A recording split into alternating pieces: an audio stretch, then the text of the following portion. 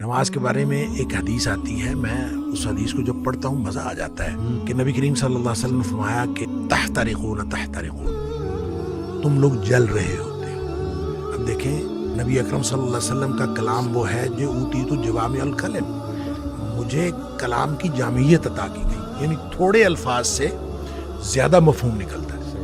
وہ اللہ کے نبی دہرا رہے ہیں تحترقون تحترقون، تم جل رہے ہو، تم جل رہے ہو، گویا گناہوں کی بھٹی میں جل رہے ہو۔ حتی اذا صلیتم الفجر، یہاں تک کہ تم فجر کی نماز پڑھ لیتے ہو، غسلتھا، وہ اس کو دھو ڈالتے ہیں۔ ثم تحترقون تحترقون، پھر تم نکلتے ہو تو پھر وہی دنیا ہے، وہی گناہ ہے، وہی آنکھیں، وہی سماعتیں، کہاں کہاں تم پھر رہے ہو اور گناہ ہو رہے ہیں۔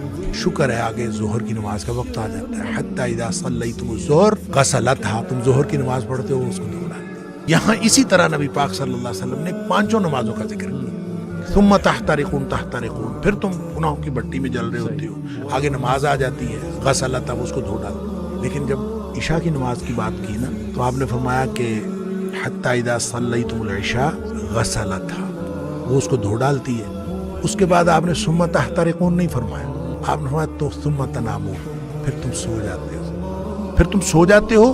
فرمایا پھر کچھ نہیں لکھا جاتا، یعنی پھر گویا وہ جو گناہ ہو رہے تھے وہ گناہ ختم ہو گئے۔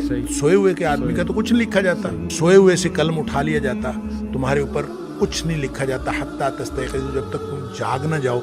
اچھا، اس کا مطلب یہ ہے کہ جو نہیں سویا عشاء کے بعد تو وہ تو تحترقون تحترقون ہو جائے گا۔ تو یہاں سے ایک بات، ایک مسئلہ نکلتا ہے کہ ہم جو عشاء کی نماز پڑھ کے جاگتے رہتے ہیں اور 11-12 بجے تک جاگتے رہتے ہیں، وہ ہم گناہوں کو سمیٹتے رہتے ہیں اور غسلتھا کیے بغیر سو جاتے ہیں، اتنا بڑا رسک لیتے ہیں۔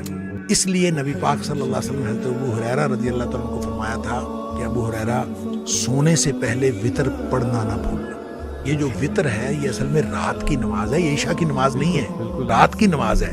تو جس شخص نے تو عشاء کے بعد فوراً سونا ہے وہ تو عشاء کے ساتھ پڑھ لے کہ اس نے سونا ہے اس کے بعد۔ تو جس نے نہیں سونا، رات 11-12 بجے تک جاگنا ہے، تو وہ پھر وتر نہ پڑھے، تاکہ وہ اپنے سونے سے پہلے وتر پڑھے۔ وہ جو جتنا کچھ تحترقون تحترقون ہوا ہو اس کو غسلتھا کر دے اور پھر آدمی سو جائے۔